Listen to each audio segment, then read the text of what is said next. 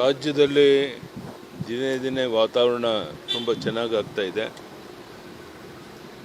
ಒಟ್ಟು ಸುಮಾರು 400 ಸೀಟಾದರೂ ಗೆಲ್ಲೇಬೇಕು ಅಂತ ನಮ್ಮ ಪ್ರಯತ್ನ.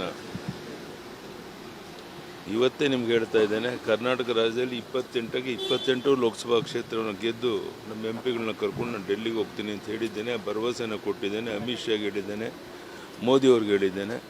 ಹೀಗಾಗಿ ಈ ಬಾರಿ ನಿಶ್ಚಿತವಾಗಿ 28ಕ್ಕೆ 28 ಕ್ಷೇತ್ರವನ್ನು ಗೆದ್ದು ನಮ್ಮ ಒಂದು ಕೊಡುಗೆ ಕರ್ನಾಟಕದ್ದು ಅಂಥೇಳಿ ಮೋದಿಯವರಿಗೆ ಎಂಪಿಗಳನ್ನ ಕರ್ಕೊಂಡು ಹೋಗಿ ಹೇಳಬೇಕು ಅಂತಿದ್ದೇನೆ.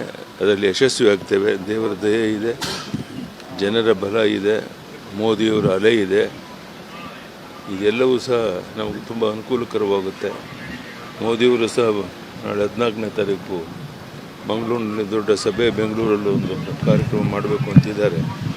ಇದೆಲ್ಲವೂ ಸಹ ನಮ್ಗೆ ಅನುಕೂಲ ಆಗುತ್ತೆ. ಸಣ್ಣ ಪುಟ್ಟ ಅಸಮಾಧಾನಗಳಿದ್ವು, ಎಲ್ಲವೂ ಸರಿಯಾಗಿದೆ. ಒಬ್ಬೊಬ್ಬರನ್ನೇ ಕರೆಸಿ ಮಾತಾಡಿ ಎಲ್ಲವನ್ನ ಬಗೆಹರಿಸಿ ಕಳಿಸ್ಕೊಡ್ತೀವಿ. ದಾವಣಗೆರೆ, ಚಿತ್ರದುರ್ಗ ಎಲ್ಲ ಕೂಡ ನೀವೇ ಮಾತಾಡಿ ಎಲ್ಲರನ್ನೂ ಕರೆಸ್ಕೊಂಡು ಇಲ್ಲೇ ಮಾತಾಡಿ ಎಲ್ಲರೂ ಒಗ್ಗಟ್ಟಿಂದ ಒಮ್ಮತದಿಂದ ಕೆಲಸ ಮಾಡ್ತೀನಿ ಅಂತ ಒಪ್ಕೊಂಡು ಹೋಗಿದ್ದಾರೆ. ಯಾವುದೇ ಸಮಸ್ಯೆ ಇಲ್ಲ. ಸರ್, 28 ಕ್ಷೇತ್ರ ಗೆಲ್ಲೋದು ಕನಸು ಅನ್ನುವಂಥ ಮಾತನ್ನು ಕಾಂಗ್ರೆಸ್ ಅವ್ರು ಹೇಳ್ತಿದ್ದಾರೆ. ಅವ್ರು ಹೇಳಲೇಬೇಕಲ್ಲೇನ್ರಿ? ಕಾಂಗ್ರೆಸ್ನವರಿಂದ ನೀವು ಬೇರೆ ನಿರೀಕ್ಷೆ ಮಾಡೋಕ್ಕೆ ಸಾಧ್ಯನಾ?